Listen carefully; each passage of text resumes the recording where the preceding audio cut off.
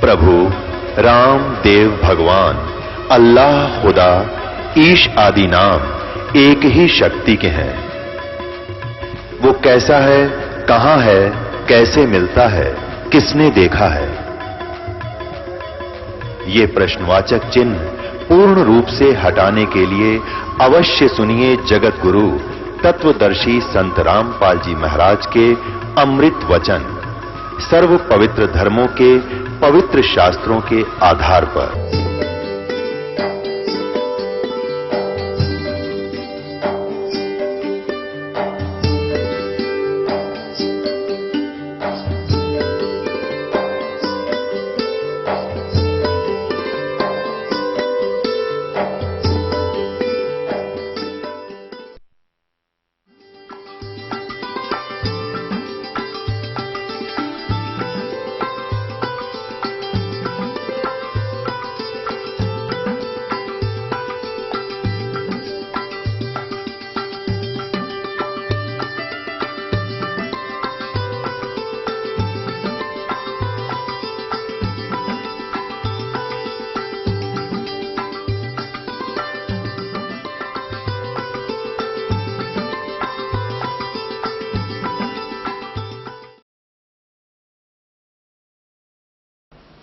सतगुरुदेव की जय।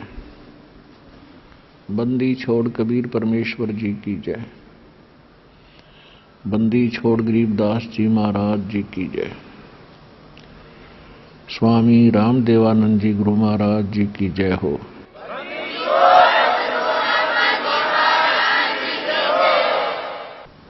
गरीब नमो नमो सतपुरुष को नमस्कार गुरु की नहीं। सुर नर मुनि जन साधुआं संतों सर्वस्ती नहीं। सतगुरु साहेब संत सब डंडो तुम प्रणाम। आगे पीछे मध्य हुए तिनको जा कुर्बान। नराकार निर्विषम काल जाल वैभंजनम। निर्लेपम निज निर्गुणम अकल अनुबेशुंडनम। सोहम सुरति समाप्तम सकल समाना निर्तलय। उज्ज्वल हिरंबर हरदम अम्बे परवा अथा है। वार पार निमध्यतम ग्रीव जो सुमर सिद्ध होई। गणनायक गलता ना करो अनुग्रह सोई। पारस पद परवाना आदि गणेश मनाऊं। गणनायक देवन देवा चरण कमल लो लाऊं। आदंत करूं सेवा परम शक्ति संगीतम। रिद्धि सिद्धि दाता सोई। अवगत गुण अतीतम सत्य पुरुष निर्मोही। जगदम्बा जगदीशम मंगल रूप मुरारी। तन मन अर्पुं शेषम भक्ति मुक्ति भंडारी। सुर नर मुनि जन ध्यावे ब्रह्मा विष्णु महेशा। शेष सहस मुख गावे पूजे आद गणेशा। इंद्र कुबेर सरीखा वरुण धर्म राय ध्यावे। समर्थ जीवन जी का मन इच्छा फल पावे। 33 कोटि अधारा ध्यावे सहस 88।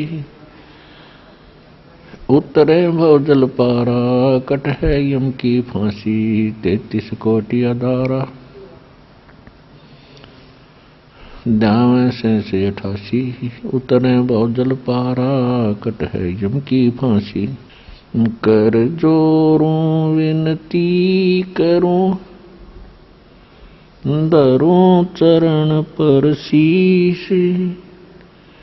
गुरु जी राम देवानंद जी महाराज ने दियो नाम बख्शीश।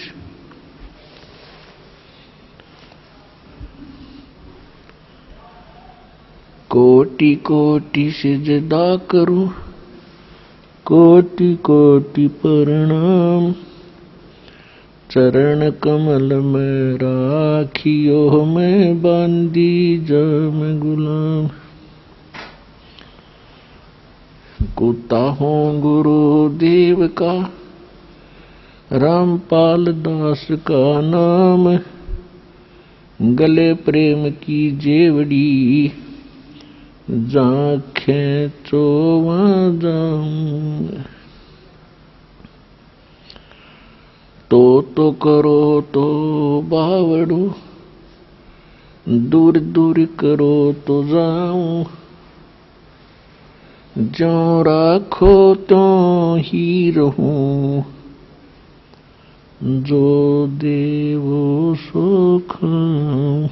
परमपिता परमात्मा पूर्ण ब्रह्म सारी सृष्टि के रचनहार कबीर परमेश्वर जी की असीम रजा से आप सभी पुण्यात्माएं सत्संग सुनने के लिए उपस्थित हुए।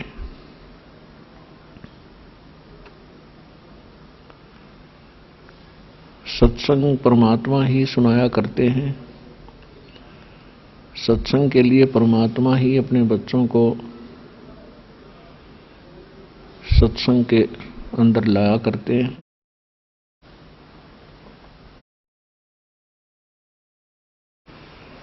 प्रथम तो मानव शरीर मिलना बड़ा दुर्लभ बताया प्रत्येक सदग्रंथों में महापुरुषों ने, और मानव शरीर के उपरांत सत्संग मिलना ये उससे भी दुर्लभ है।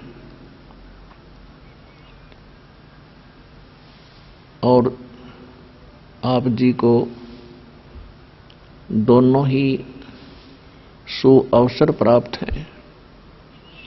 मानव शरीर प्राप्त है, आपको सत्संग भी प्राप्त है। अब परमात्मा ने अपनी वाणी में कहा है कि समझा है तो सर धर पाओ और बहुर नहीं रे ऐसा दाओ। अब ये ज्ञान जो सत्संग सुनाया जाता है, यदि तेरी समझ में आ गया है तो अब विलंब ना कर सिर पे पांव धर, अर्थात बहुत तेज दौड़। तेज दौड़ने का तात्पर्य यह है कि पहले तो हम संसारिक कार्यों को एक नंबर पर रखा करते थे। परमात्मा के नाम के विषय में हम कहते थे अभी टाइम नहीं है, बुढ़ापे में लूंगा, अभी तो बच्चों का परवरिश करना है, इनको पाले पोसेंगे, पढ़ाएंगे, फिर इनका विवाह करेंगे, फिर बाद में भक्ति करेंगे। ये जो सारा कुछ विचार हमारे थे, ये ज्ञान का अभाव था। अब ये ज्ञान होने के बाद आपको क्या होगा कि परमात्मा का नाम एक नंबर पर होगा और संसारिक काम सेकंड नंबर पे। क्योंकि प्रत्येक प्राणी, प्रत्येक व्यक्ति प्रयत्न करता है कि मैं घना धनी बन जाऊं, मेरा परिवार सुखी रहे, कोई आपदा मेरे ऊपर ना आवे, कार हो, बढ़िया मकान हो, और उसके सोचते सोचते हम सब कुछ करते रहते हैं। दिन रात प्रयत्न, मेहनत, परिश्रम भी करते हैं, लेकिन उसके उलट ही होता चला जाता है। उसके बाद फिर हम क्या सोचते हैं कि परमात्मा की शरण चलें, किसी संत, या जैसा हमें ज्ञान होता है हम फिर इन झाड़ फूक करने वालों के पास या कहीं हाथ पामिष्ट देखने वालों के पास फिर भटकना शुरू कर देते हैं। तो फिर आत्मा हमें क्या बताना चाहते हैं कि जब आप अपने प्रयत्न से थक जाते हो, शुभ चाहते हुए भी अशुभ हो रहा होता है, लाभ चाहते हुए, लाभ का प्रयत्न करते हुए भी हानि हो रही होती है, तो फिर आप परमात्मा की खोज करते हो। और अब इस सत्संग से आपको ज्ञान होगा कि यदि हम पहले ही भगवान की शरण में हों तो काम परमात्मा ने ही करने हैं। जब हम थक चुके तो परमात्मा की खोज में चले, अब परमात्मा आपको सहज में मिल गए। तो यहां परमात्मा हमें बताना चाहते हैं कि यदि आप पहले से ही हमारे साथ हो जाओगे तो काम तो सारे परमात्मा ने ही करने हैं। आप अपना प्रयत्न करके जब थक गए तो परमात्मा की खोज को चले। तो इससे सिद्ध है कि परमात्मा कोई परम शक्ति है जो वो काम कर सकता जो हम नहीं कर सकते, इसलिए उसकी खोज हम करते आ रहे हैं। अभी तक हमारे को ये निर्णय ही नहीं मिला था कि हु इज गॉड, वो परमात्मा है कौन जो जिसके विषय में हम सुनते आए हैं, अंधे को आंख दे, कोढ़ी को काया, और बांझ को पुत्र दे, निर्धन को माया। हु इज ही गॉड, वो कौन है वो परमात्मा। तो आज ये निर्णय हो चुका है कि वो परमात्मा कबीर देव है। वेदों में उसको कबीर देव कहते हैं। देव माने परमात्मा और कबीर माने कबीर। हम कबीर साहब कहते हैं, संत लैंग्वेज में उसको, संत भाषा में हम साहब कहते हैं, और अन्य भाषाओं में उसको भगवान, अल्लाह, खुदा, गॉड कहते हैं।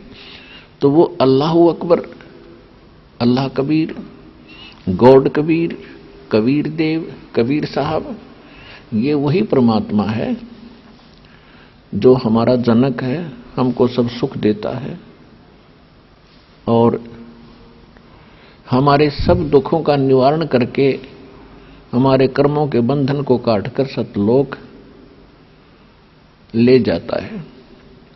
सतलोक वो स्थान है जहां हम रहा करते थे, जहां आप सभी रहा करते थे। वहां किसी वस्तु का अभाव नहीं है, वहां कोई दुख नहीं है, वहां मृत्यु नहीं है, वहां वृद्धावस्था भी नहीं है। तो ऐसे लोक को छोड़कर हम इस गलत लोक में आ गए। अब हम यहां सुख खोज रहे हैं। ये हमारी भूल है कि हम इसे लोक में, इस दुखदायी लोक में सुख की खोज कर रहे हैं।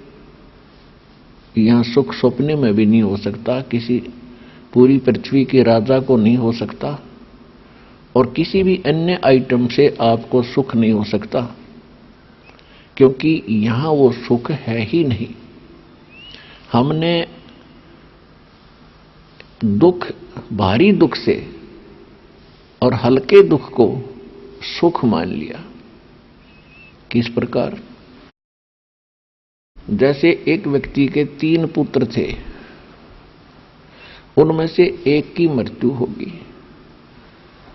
वो बेहाल था, रो रहा था, सांत्वना देने वाले लोग जा रहे थे, समझा रहे थे।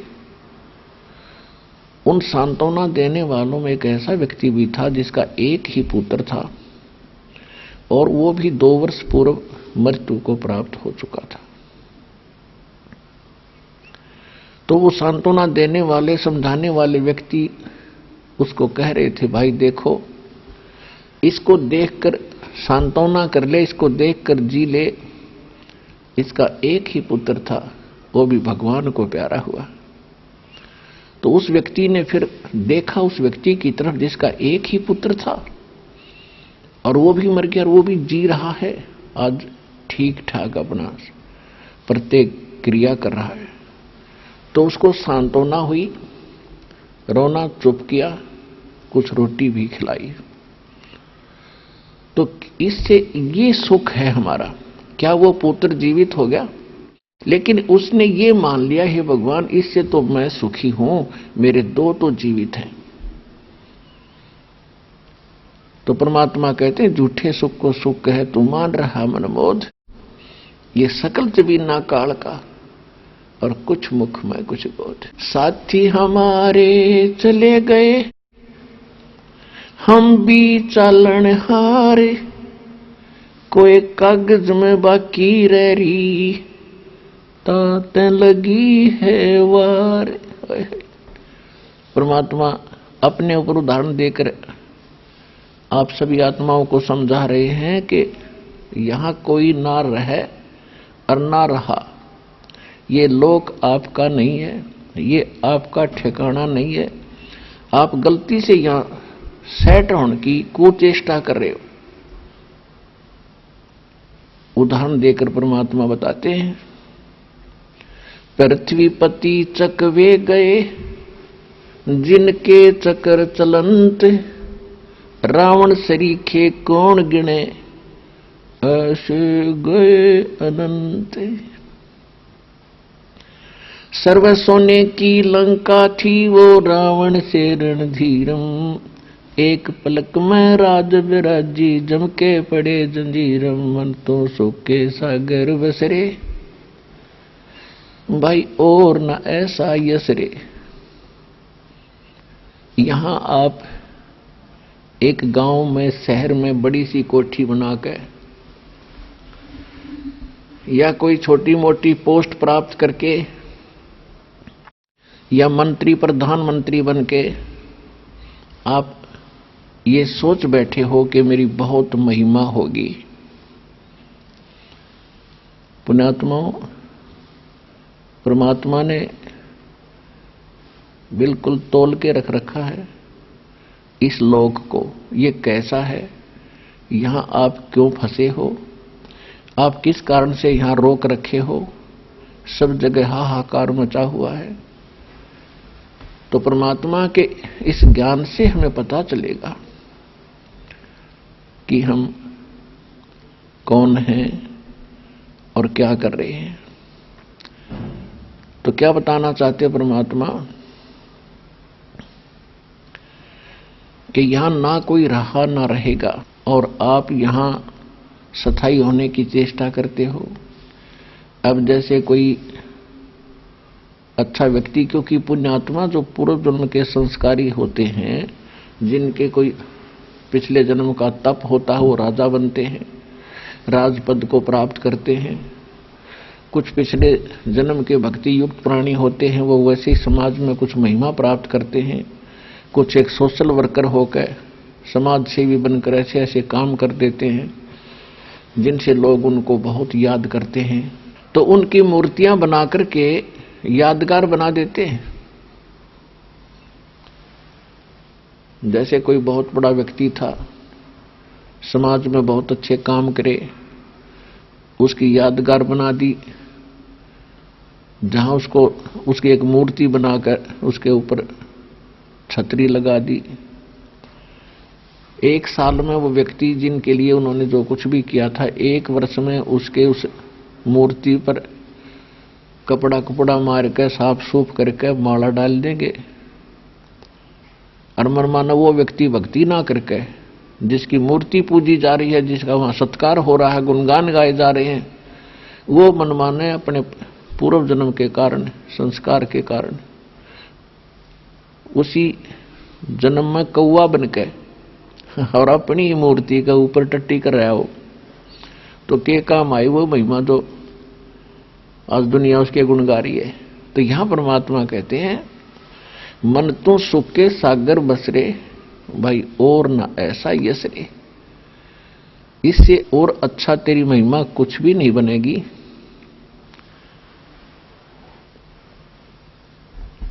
यदि आप सचखंड चले गए तो तेरी महिमा है, ना तो यहां झूठी महिमा है, झूठा सुख है।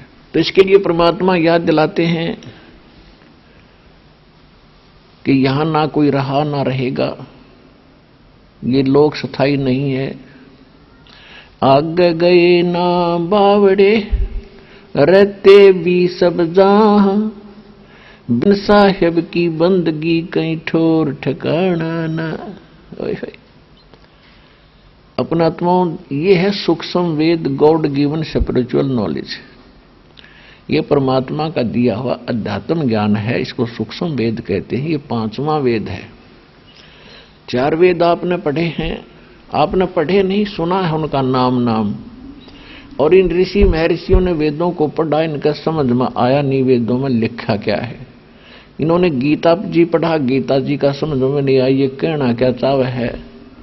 इन्होंने पुराणों को भी पढ़ा, इनका पुराण भी समझ में ना आई हमारे धर्म गुरुओं के। ये वेद जो प्रचलित थे पहले, और श्रीमद् भगवद गीता और श्री पुराण 18, तो ये भी इस दास को परमात्मा ने समझाए, उस कबीर भगवान ने। इस दास ने फिर आप जी को उनका विश्लेषण यथार्थ करके दिया। तो इससे ये सिद्ध होता है कि आज तक हमें जो ज्ञान था वो बिल्कुल इनकम्प्लीट था। तो उस परमेश्वर ने आकर हमें बताया ये 5वां वेद है सूक्ष्म वेद, और ये वो वेद है जो गीता अध्याय नंबर 4 के श्लोक नंबर 32 में गीता ज्ञानदाता कहता है कि अर्जुन, जो मैंने इससे पहले जो श्लोक हैं 25 से लेकर 30 तक, इनमें जो ज्ञान दिया है वो तो अपनी अपनी साधना मनमुखी सभी कर रहे हैं और अपनी साधना को सभी पापनाशक मानते हैं, श्रेष्ठ मानते हैं। लेकिन चौथे अध्याय के 32वें श्लोक में कहा है कि वो जो ज्ञान भगवान स्वयं आकर देता है, सतलोक से चलकर आता है भगवान परमात्मा, अपने मुख कमल से वो वाणी बोलता है, ज्ञान देता है, उच्चारण करता है, कवियों जैसा आचरण करता है। वो जो ज्ञान है वो सूक्ष्म वेद है, उसको तत्व ज्ञान कहते हैं। उस तत्व ज्ञान को तू तत्वदर्शी संतों के पास जाकर समझ। चौथे अध्याय के 34वें श्लोक में फिर कहा है कि उस तत्व ज्ञान को तत्वदर्शी संतों के पास जाकर समझ, उनको दंडवत प्रणाम करने से, निष्कपट भाव से प्रसन्न करने से वो तत्वदर्शी संत तुझे परमात्म तत्व का ज्ञान कराएंगे। तो वो सूक्ष्म वेद है, ये है सूक्ष्म वेद, इसको तत्व ज्ञान भी कहते हैं। तो पुण्यात्माओं, गीता अध्याय नंबर 15 के श्लोक नंबर 1 में तत्वदर्शी संत की पहचान भी बताई है कि वो तत्वदर्शी संत कैसा होगा। उसके अंदर बताया कि ये उल्टा लटका हुआ संसार रूपी वृक्ष है, ऊपर को जड़ यानी जहां मूल मालिक है वो ऊपर है, कुल का मालिक, जिससे सब सृष्टि उत्पन्न हुई है, जो सबका पालक है, संरक्षक है, पाप नाशक है, सबका मालिक है, वो तो ऊपर मूल समझो संसार रूपी वृक्ष की जड़, और नीचे को तीनों गुण रूपी तीनों शाखा हैं। नीचे को शाखा, ऊपर को जड़ वाला ये उल्टा लटका हुआ एक पीपल का वृक्ष समझो, जानो। और जो संत इसके सभी विभाग बता देगा, सवेदवित, वह तत्वदर्शी संत है। तो परमात्मा स्वयं आकर वो तत्वदर्शी संत की भूमिका भी करते हैं। 600 वर्ष पहले परमेश्वर कबीर जी ने कहा था, अक्षर पुरुष एक पेड़ है और सरपुरुष वाकी डार और तीनों देवा शाखा है, ये पात रूप संसार। तो वो तत्व ज्ञान इस दास को प्राप्त हुआ है। वर्तमान में तत्वदर्शी संत इस पूरे विश्व में 21 ब्रह्मांड में इस दास के अतिरिक्त पृथ्वी पर कोई नहीं है।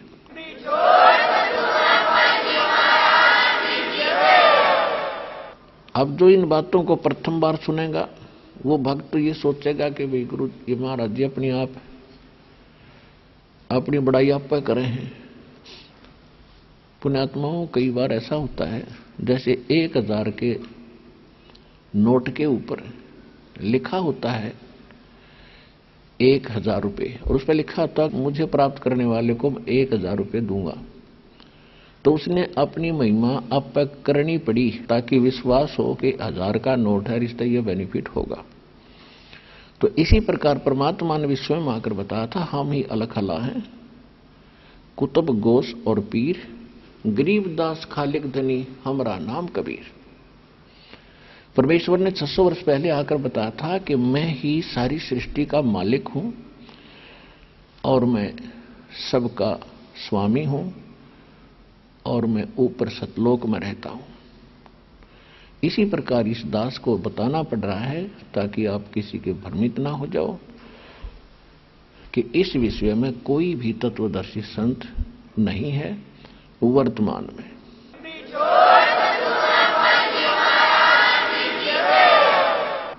और ये सारा जो सॉल्यूशन होगा वो तत्वदर्शी संत से होगा, क्योंकि हमारे सदग्रंथ बता रहे हैं।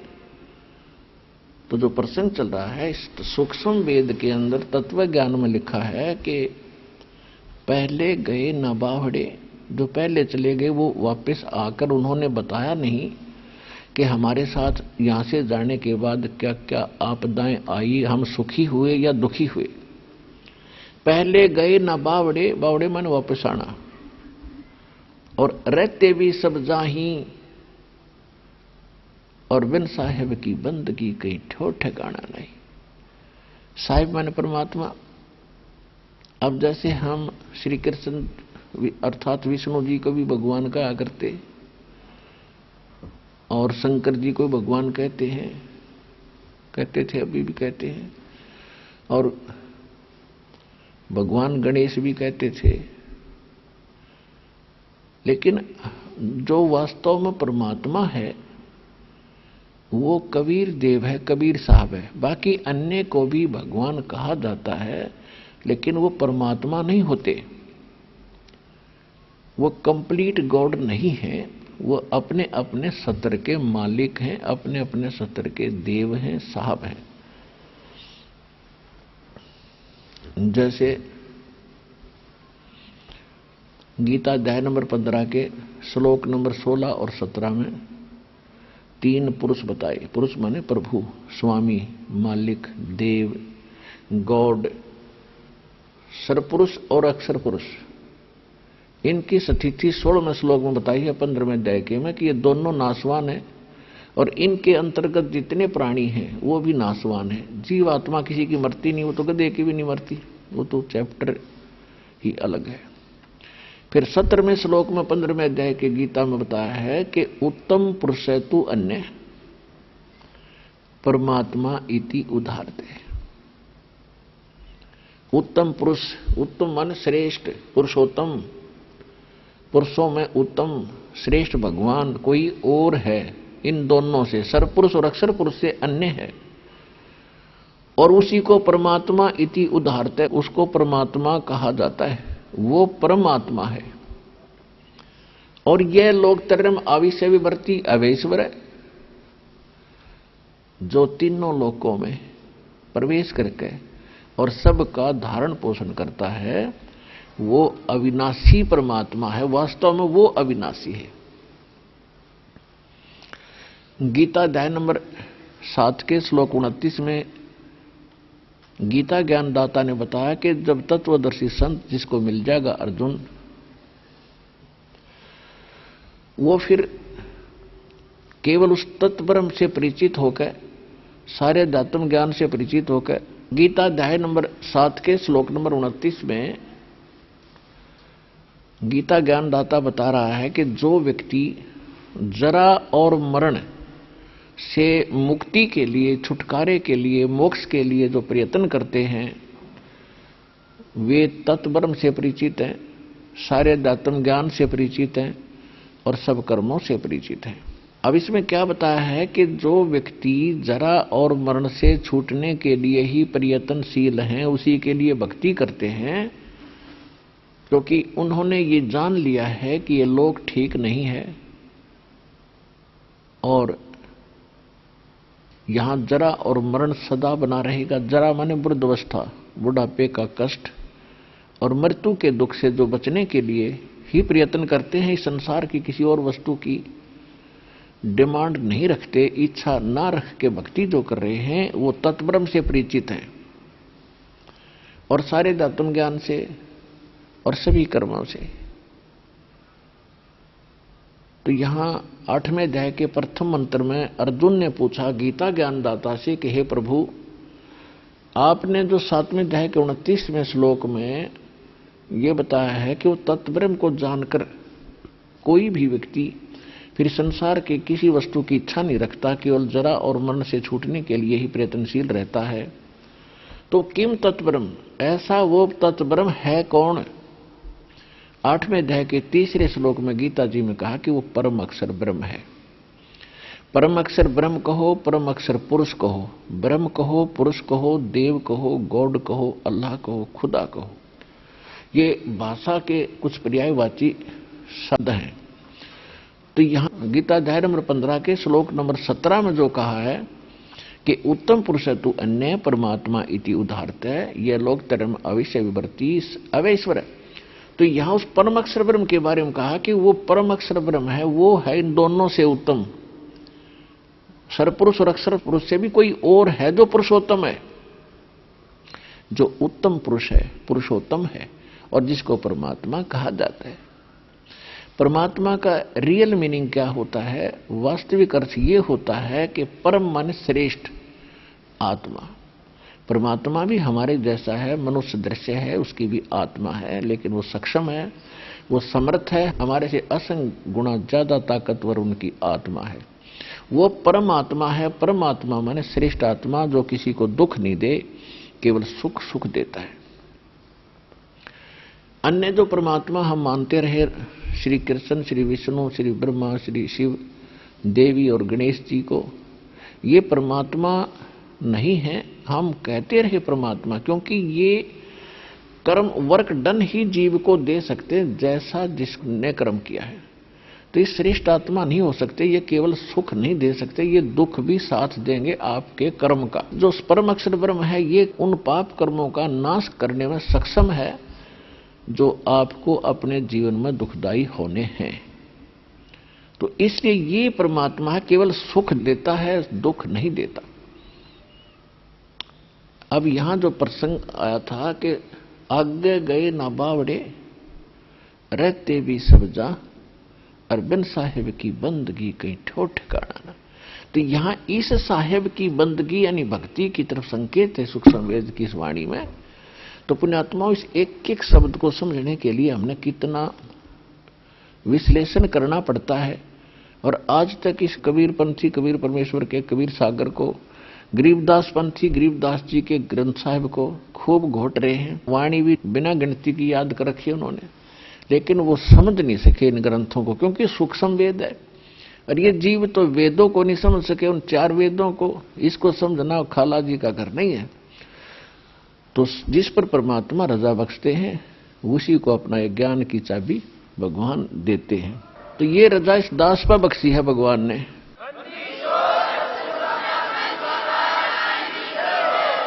अब इस दास के ऊपर कृपा की है दाता ने, और ये ज्ञान समझ में आया। अब क्या बताते हैं? आगे गए ना बावड़े, रहते भी सब जा, और बिन साहिब की बंदगी कहीं ठो ठिकाना ना। इस सतपुरुष कबीर भगवान की भक्ति के बिना कहीं स्थायी स्थान नहीं है आपका। जैसे आपने विष्णु जी की भक्ति की तो विष्णु लोक में चले गए।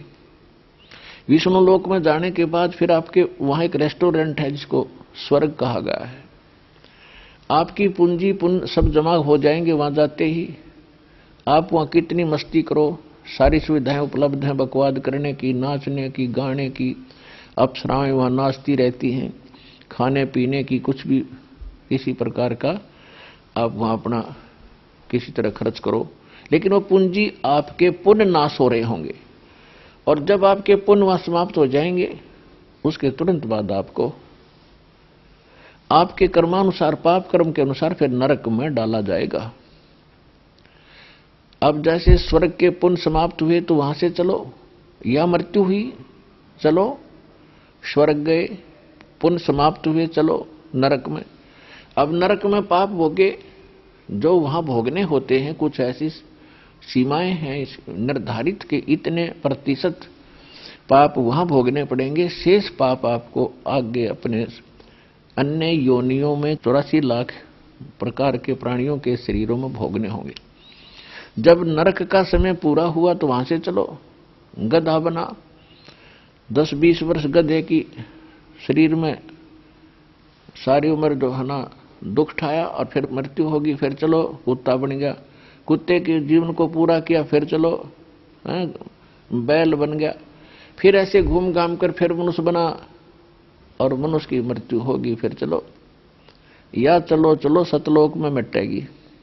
और वो फार्मूला दास के पास है, समझा है तो सर दर पाऊं।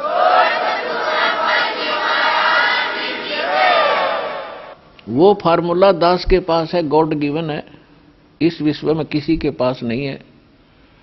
ये बार बार कहना पड़ता है। कहीं आप असंग जन्म से मार खाते आ रहे हो, इब कभी चूक जाओ इस सु अवसर को, इसलिए बताना पड़ता है कि complete course, complete spiritual, complete worship, method of worship इस दास के पास है और किसी के पास नहीं। इसलिए कहा कि समझा है तो सर दर पाऊं और बहुर नहीं रे सदा। अब परमात्मा ने आके क्या बताया है कि वो परमात्मा स्वयं आते हैं, अपना ज्ञान समझाते और सुनाते हैं। अभी तक हमारे को जो बताया गया था परमेश्वर कौन है, ये तो आप समझ गए, सबको मालूम है। आप किस किस को भगवान माना करते थे। हम विष्णु के पुजारी थे, विष्णु जी की पूजा करते थे एज ए गॉड। और जब भी कोई अन्य व्यक्ति चर्चा करते थे बैठ कर के अभी भगवान कैसा है, क्या देखा है आपने, समाधि लगाते हो, वो कहता है, खुद जिसने विष्णु जी की मूर्ति रखी रोज पूजा, वो कहता है भगवान तो निराकार है, उसका तो प्रकाश दिखाई देता है। ये फिर विष्णु जी को किस लिए रखा है, ये क्या है फिर, ये कोई रिलेटिव है तेरा? कमाल की इसी बुद्धि का सतर था हमारा। विष्णु जी को भगवान मानते थे और भगवान को फिर निराकार मानते थे, मूर्ति सामने बना रखी। तो हमारी बुद्धि काल ने हड़ रखी थी, इसने कैप्चर कर रखी थी, इसने ऑफ कर रखी थी। सतगुरु आए दया करी, ऐसे दीन दयाल, बंदी छोड़ वृत्तास कहा, जठरगनी प्रतिपाल। सतगुरु आए दया करी, परमात्मा स्वयं सतगुरु रूप में, यानी सच्चा ज्ञान देने के लिए एक संत रूप में यहां आते रहते हैं। उसका विधान है प्रत्येक युग में आते हैं। तो उन्होंने दया करी, ये तत्व ज्ञान समझाया। 600 वर्ष पहले परमात्मा यही ज्ञान बताया समझाया करते थे। तो दास आज आपके रूबरू उन्हीं कबीर भगवान का बताया हुआ बता रहा है। दास का इसमें अपना कोई योगदान नहीं है, परमेश्वर का दिया ज्ञान है एज इट इज। वो पहले खजाना दबाए गए थे और हम इन हीरे मोती लालों को परखण योग्य नहीं थे। तो दास को ऐसा मेथड दिया परमात्मा ने, ऐसे उपकरण दिए हैं कि आपको पारखू बना दूं, ताकि आप स्वयं परख लें कि हम क्या लिए बैठे थे और ओरिजिनल लाल कैसा होता है। और ये ऐसे व्यवहार से ही, ज्ञान से ही पता चलता है नकली और असली का। एक समय 2 साहूकार थे, छोटा भाई जो था उन दोनों में से उसकी मृत्यु होगी, उसके 2 पुत्र थे। पिता की मृत्यु के बाद उनके पास सामने रोजगार की समस्या आ गई। तो उनकी माता जी ने सलाह दी कि बेटा तुम अपने ताऊ जी के साथ, यानी पिता के बड़े भाई के साथ आप जाकर और कोई बिजनेस में पार्टनरशिप कर लो, साझा कर लो। और बेटा मेरे पास पैसे तो है नहीं, ये तेरे पिता के समय के कुछ लाल रखे हैं, लाल।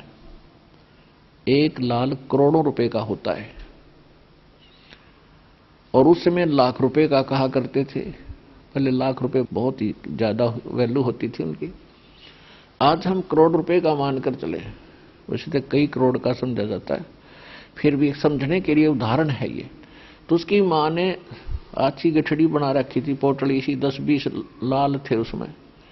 उसने कहा बेटा जाओ अपने ताऊ जी के पास और उनको कहो कि हमारे पास पैसे नहीं है, ये लाल है ताऊ जी, इनको ले लो और इनको गिरवी रख लो और पैसे फिर हम जब धन हो जाएगा बिजनेस में हमें बेनिफिट हो जाएगा, इन्हें छुड़वा लेंगे। माता जी की आज्ञा लेकर वो दोनों पुत्र ताऊ जी के पास गए और कहा ताऊ जी ऐसे ऐसे, उसने सारी कहानी बताई। और उसके ताऊ जी ने, यानी भाई पिता के बड़े भाई ने उसको खोल कर देखा, उल्टी गठड़ी बांध दी और कहा बेटा ये बहुत कीमती है, इनको वापस ले जा, इनको वापस ले जाओ और तेरी माँ को कह दे सुरक्षित रखे। मेरा वहां उधार चलती है, दूसरे राज्यों में, दूसरे शहरों में मेरी उधार चलती है, सारा सामान उधार पे ले आवांगे और वापस आवांगे ना जब, तब इन लालों को हम ले लेंगे। रास्ते में ले जाएंगे, कोई चोर उचक्का हमसे ठग लेगा और हिस्सा बेटा कर लो पक्का, मेरे बच्चे हो तुम, कोई अलग थोड़ा ही है। तो ऐसा वो वापस लाकर अपनी माँ को लाल दे दिए, माँ सुरक्षित रख ले।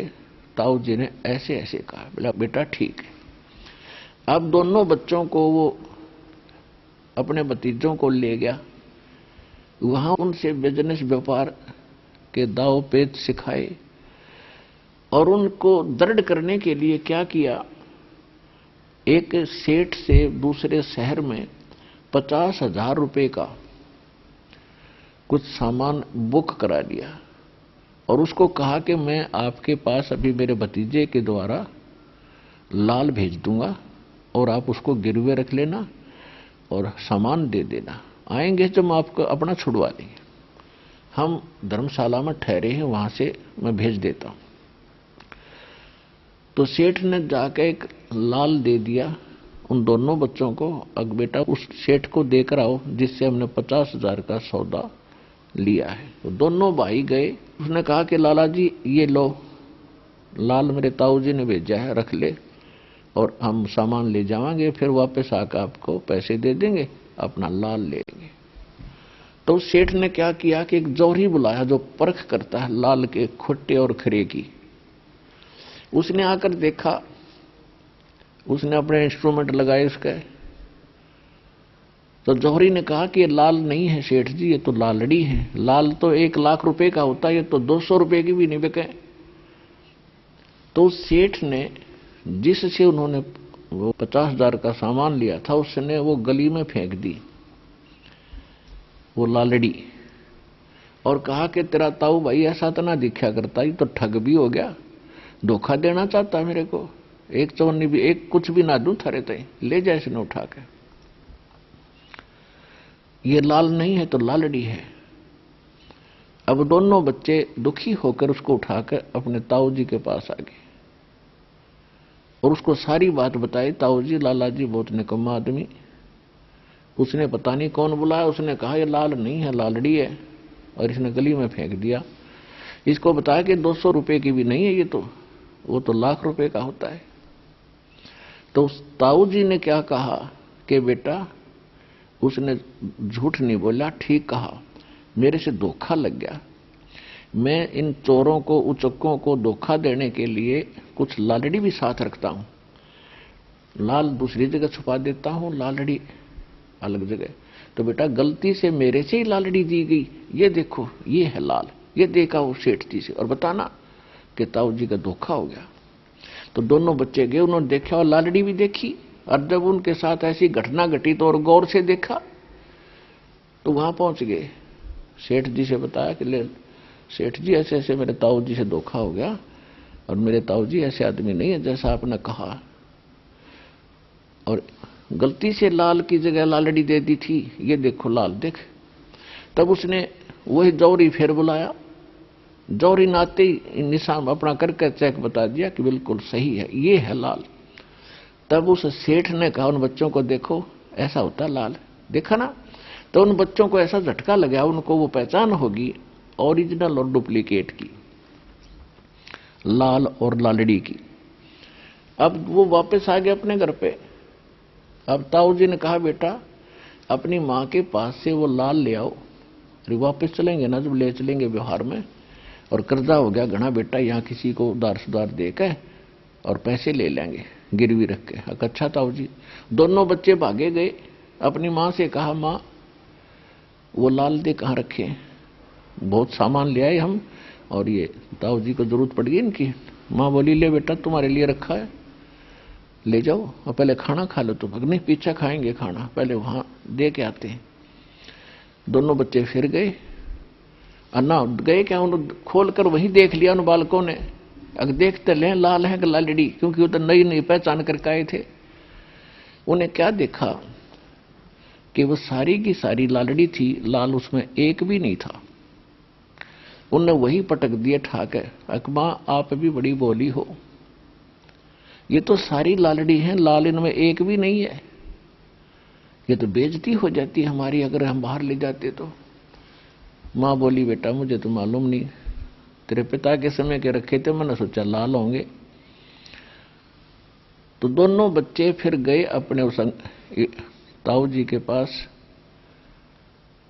और कहा ताऊ जी मेरी माँ है ना, वह बोली भाली उसको पता है नहीं, वो तो सारी लालड़ी थी, लाल उनमें एक भी नहीं है ताऊ जी। तो उनका ताऊ जी बोला बेटा जिस दिन तुम मेरे पास लेकर आए थे ना, मैंने भी देख लिए थे कि लाल को ना, पर मैं जैनो कह दूं ना कि लालड़ी है तो तेरी मां नो कहो, तेरी मां ये कहती कि मेरा धनी को ना सिर पर मेरी लालों को भी लालड़ी बताओ। राज बेटा तुम परखण जोग्य बना दिए मैंने, तुमने आप पर पटक दी ठाक है। तो पुण्यात्मा दास आपको इस अध्यात्म ज्ञान का ऐसा पारखू बना दिया है आपको कि नकली जो साधनाएं थे आप में पटक दोगे लालड़ी समझ के।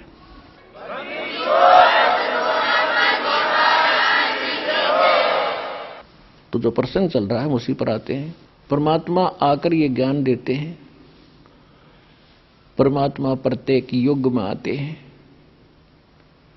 चारों युग में आते हैं भगवान अपना यथार्थ ज्ञान आप ही बताने के लिए। क्योंकि यहां पर दो पावर काम कर रही हैं, एक शैतान और एक भगवान।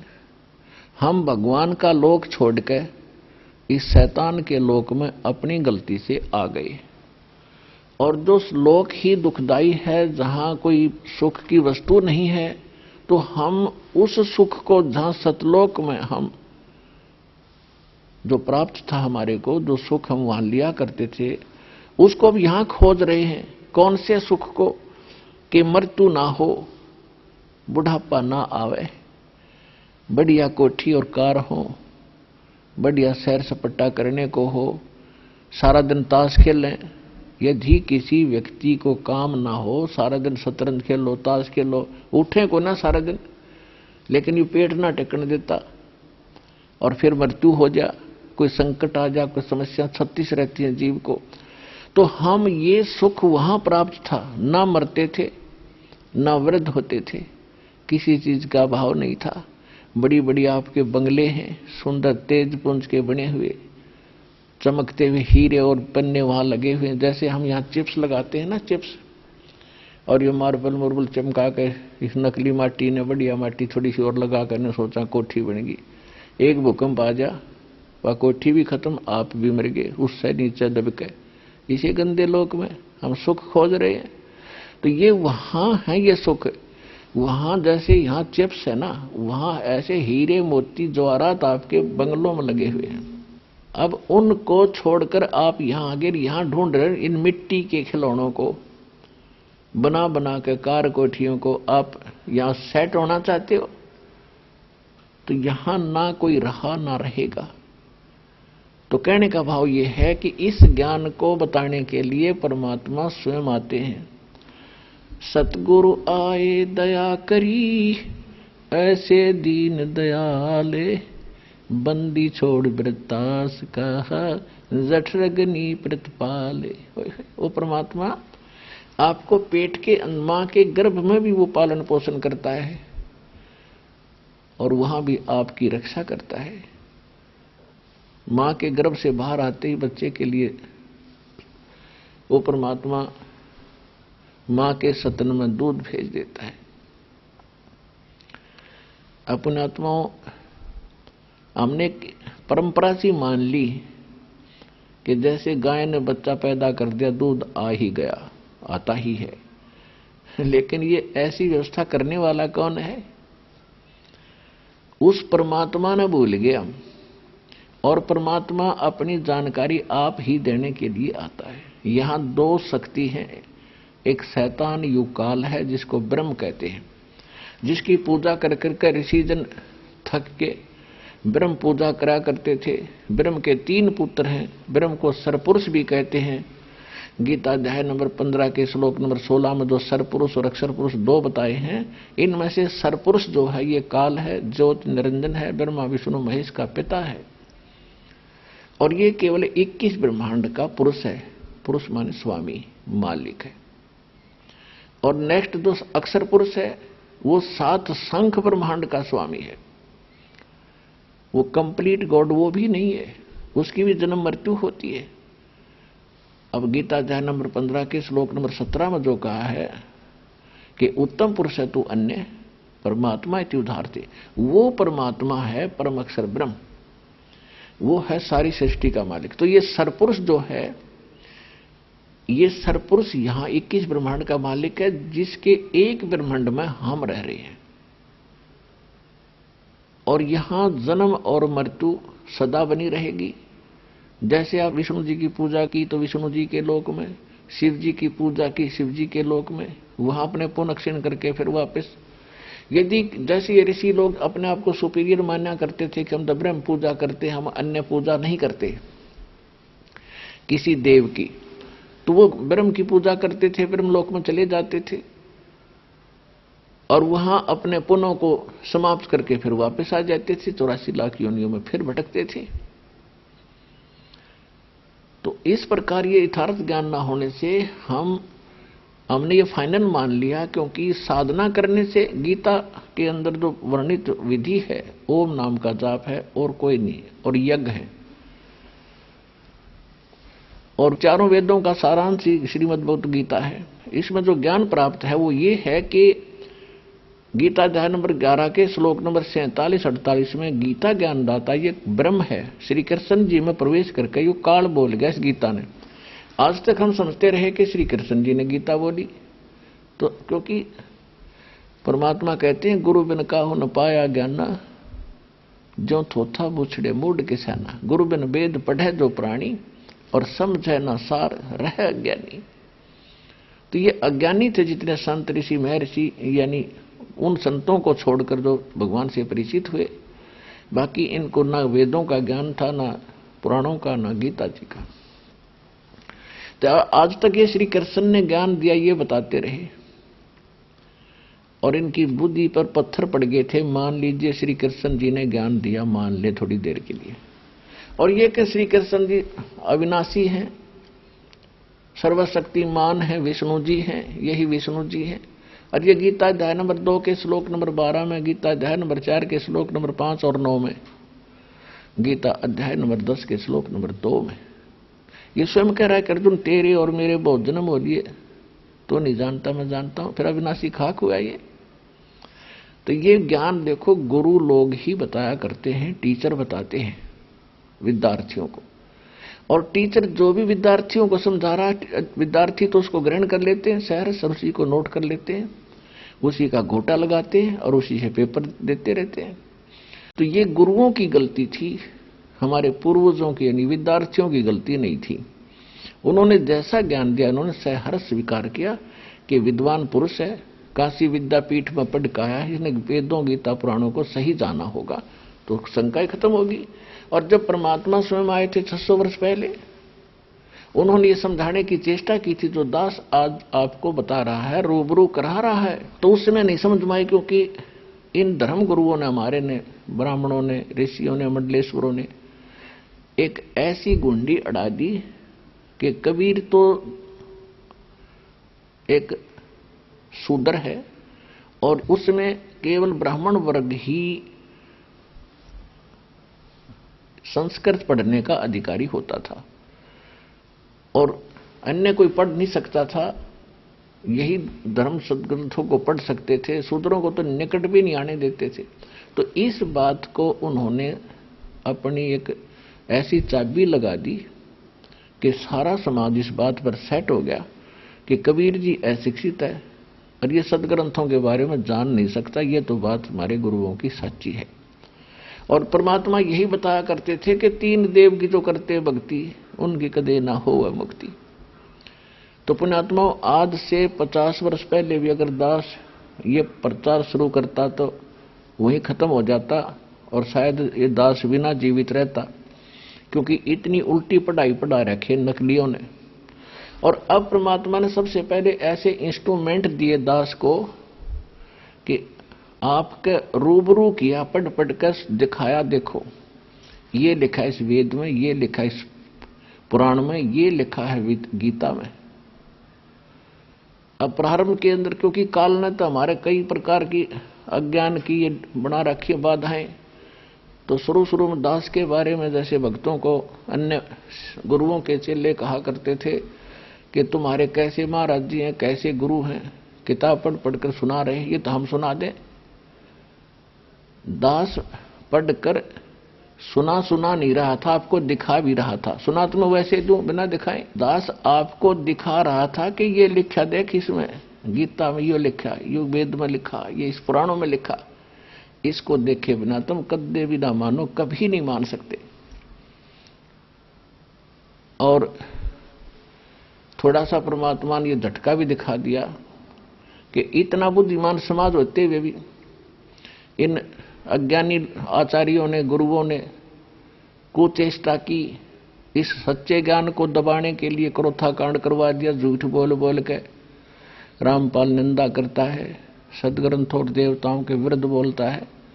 लेकिन दास ने जितने उस समय तक जितने दास की शरण में आए थे ऐसे पक्के कर रखे थे, पारखू रंग रखे थे, रंग में एक भी डगमग हुआ नहीं और पहले से असंग गुणा ज्ञान प्रचार हो गया।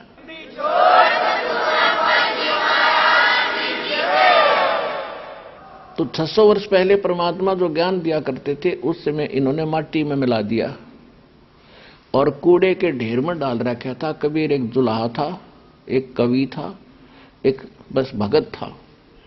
अब दास ने जो परमात्मा के लक्षण देखे, कबीर परमात्मा है, परमात्मा था, परमात्मा रहेगा, ये सारी सृष्टि का पालक है, पालक था और पालक रहेगा, ये पूर्ण परमात्मा है, ये सारी सृष्टि का मालिक है। 600 वर्ष पहले जो एक अनपढ़ जिसको अशिक्षित कहा करते थे उस अशिक्षित ने और ये ज्ञान सुना रखा जो हमारे सदग्रंथों में मिला।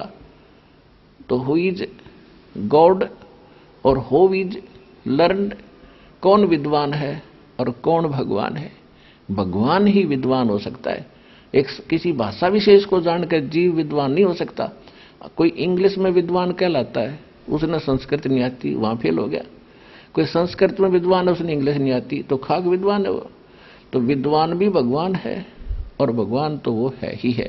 तो वो कबीर साहिब हैं काशी वाले। अनंत कोट ब्रह्मांड का एक रति नहीं भारे, सतगुरु पुरुष कबीर हैं ये कुल के सिरजनहारे। अनंत कोट ब्रह्मांड का एक रति नहीं भार उस मालिक के ऊपर उसने अपना विधान बना के छोड़ दिया।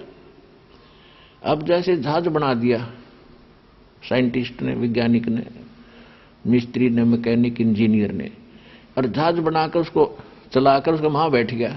बताओ वो जहाज का फिर के बाहर है, उसका ऊपर वैज्ञानिक है और 3-3, 4-4 वर्ष तक, 5-5, 6-6 वर्ष तक उसमें बैठे, ऊपर लेगरों में जान लाग रहे हैं, अपने आप को चल रहा है विमान, वैज्ञानिक बैठा है। तो इनकी इतनी बुद्धि है, ये इतना ही सिस्टम बना सकते हैं, इतनी पावर है उस परमात्मा के अंदर। वो तो अमित ओजा है, उसकी शक्ति का कोई वार पार नहीं है। उसने ये सारे विमान बना रखे, सारे ब्रह्मांड घुमा रखे, उसमें बैठा आराम से। ये जब तक उसने समय भर रखा है नचा भी तब तक चलेंगे। ऊपर के वो स्थिर हैं, जहां परमात्मा रहता है वो स्थायी है, अमर है। तो प्रसंग चल रहा है कि परमात्मा चारों युगों में आते हैं और चारों युगों में आकर के हमें ज्ञान देते हैं, सच्चाई से परिचित कराते हैं। कहते हैं चारों युग में संत पुकारे, कूक कहा हम हेल रे, हीरे माणिक मोती बरसे ये जग चुगता ढेल रे। कभी क्योंकि वेदों में आपको बहुत बार बताया है, प्रोग्रो भी कराया है, समय आने पर फिर भी कराते रहेंगे। ऋग्वेद मंडल नंबर 9 और सूक्त 86 के मंत्र 26 और 27 में, ऋग्वेद मंडल नंबर 9 सूक्त 82 मंत्र 1, 2, 3 में, ऋग्वेद मंडल नंबर 9 सूक्त 94 के मंत्र 1 में, ऋग्वेद मंडल नंबर 9 सूक्त 95 के मंत्र 2 में, ऋग्वेद मंडल नंबर 9 और सूक्त 57 के मंत्र 3 में, ऋग्वेद मंडल नंबर 9 सूक्त 96 के मंत्र 16 से लेकर 20 में, ऋग्वेद मंडल नंबर 9 सूक्त 1 के मंत्र 8 और 9 में, और भी अनेक स्थानों पर ऋग्वेद मंडल नंबर 9 सूक्त 20 मंत्र 1 में, बहुत स्थानों पर यह प्रमाण है कि वो परमात्मा सचखंड में रहता है। वो कबीर देव है, कबीर साहब उसका नाम।